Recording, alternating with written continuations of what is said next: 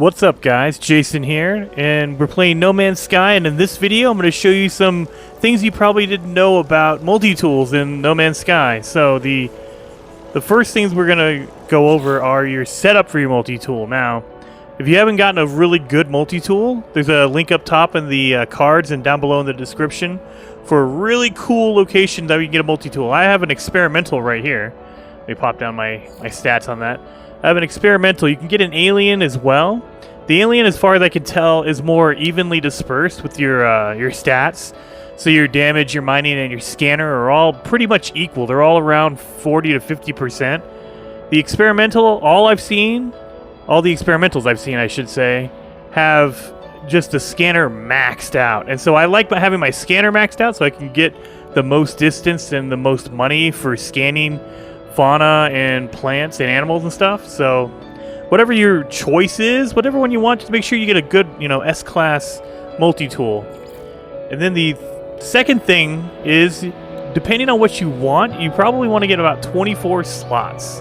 Now you don't need 24 slots because more than half of it is just my weapons, you see. So if you only want one weapon, you don't need 24 slots. The only reason I would suggest it is that with 24 slots, you get all of your inventory slots put together. If you find one with 20 or with like 19 or 18, you'll be able to fit everything in there, but they won't be touching. And in order to get the biggest bonus on any of your technology, they have to be touching. Like, see all my scatter blaster stuff? They're all together and they have the yellow outline around the box. That means I get a little bit of a bonus to my damage and everything like that. My reload speed, all of that.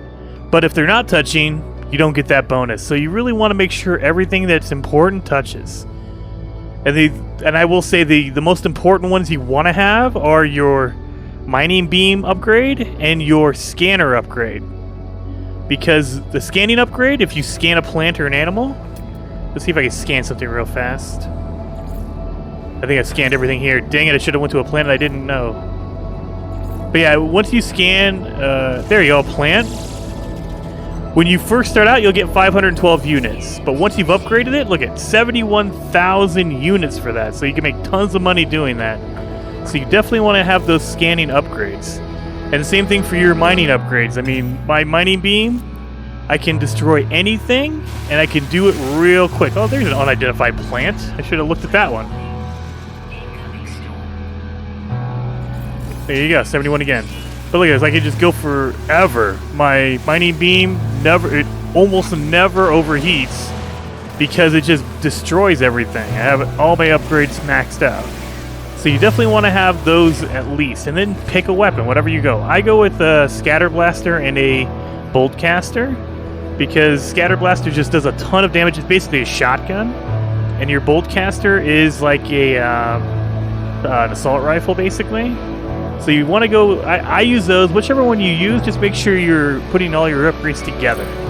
I'd never go with the plasma grenade launcher because I'll end up killing myself, because that will do damage to you as well as to anything else. So just be careful if you're using any of the grenade launchers. Now with all that out of the way, let me show you some cool stuff. Now, there, look at perfect. There's a sentinel right there. Now the trick is I always try to go right up to what I'm gonna to mine. That's not a good idea, especially with the sentinel, because they will look for whatever's destroying that material, and then they'll come after you. You don't want that. But if you're cool and you just go, let's take this thing right there. Boom! As long as you don't hit the sentinel's not gonna know where it's coming from, so it'll just sit there, look around, waiting, trying to find you. So if you're far enough away, you could just destroy all the stuff. You can just collect a whole bunch of stuff, and the sentinel will never find you. Look at this. As long as you don't hit him, as soon as you hit him with your mining beam, the game's over. He's going to know where you're at, and he will come after you. So don't do that. But yeah, you can just sit here forever and just do this, and the sentinels will never find you. Now, if the sentinel's right next to you and you start destroying stuff, yeah, he's going to look over and he's going to see you. So make sure they're far enough away, that way they can't tell where it's coming from. Look at, he's just still looking around, looking for whoever destroyed those cactuses. And nope, sorry, couldn't find me. Now the other cool thing, if you have a terrain manipulator, where's my deposit? There it is. The cool thing, and you probably, if you've seen any of my other videos, you probably know this, but because it's the biggest tip I can give you. With your terrain manipulator, you have different sizes. So you can go really big or really small. In general, your default is always going to be the center one. And that's fine, because you can get some materials from a resource. But if you go to the smallest one, right there, this will give you the most amount of resources, but it uses up a lot of fuel. Look at the fuel in the top right-hand corner right there. I'm blowing through a lot of my fuel, but I'm getting a ton of resources at the same time. So if you want to get a lot of resources out of something, like a pyrite resource, use the smallest one. If you just want to get rid of it, like if you're making a base or you're trying to adjust something, use the bigger one. It doesn't use that much fuel. Because look at, if I go to the middle one, there we go, boom. It's not going as fast, but it's, you know, it's doing the moderate amount. So I'm going to get a moderate amount of resources, and it's using a moderate amount of fuel. Now, if you go to the biggest one, look at that, it just destroys huge clumps all over the place, and it doesn't use any fuel at all. Look at that thing, boom. I'm just getting rid of all of it.